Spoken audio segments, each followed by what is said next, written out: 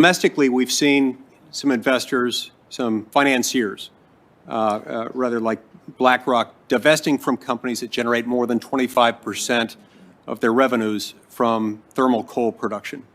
I've also heard of companies pressuring or threatening others who happen to determine that they don't want to divest from fossil fuels.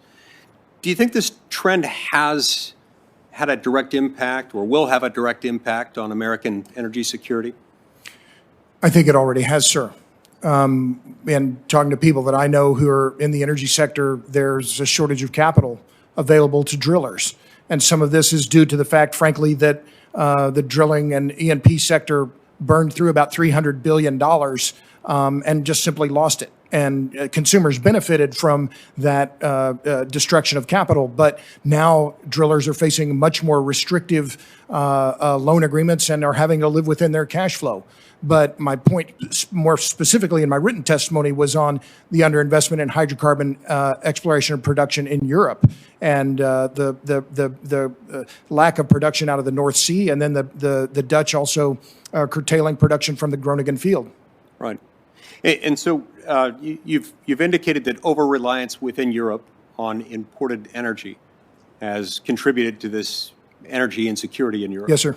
And at the same time, the Biden administration seems to be proposing to increase royalty rates with the help of a number of members of Congress in the Democratic Party, and to tax coal and gas power companies.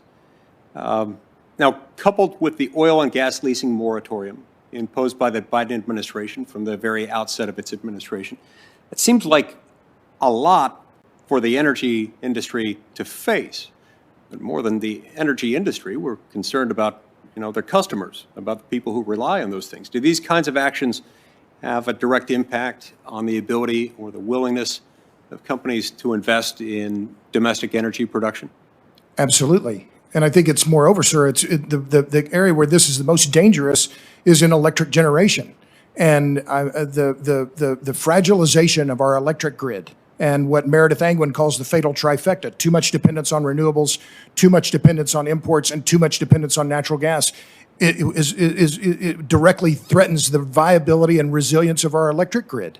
And this is the mother network. It is the most important energy network in our country, and it's getting scant attention from Washington. Now, you've also stated that overinvestment on intermittent sources was driving up prices, as in California, where some consumers are projected to pay 3 times the national average for electricity. Do you think that the enactment of the Democrats' Clean Energy Performance Program, also described as the muscle behind President Biden's climate agenda, would likewise have a tendency to drive up energy costs throughout the United States? There's no question about that, sir. I published a piece in Forbes a few weeks ago on the CEPP. Not only would it reduce the resilience, affordability, and reliability of the electric grid, it would be a handout of epic proportions to the solar and wind business. So that in many cases, they would be getting far more in federal subsidies than the way they would getting in the wholesale market for their power they produce.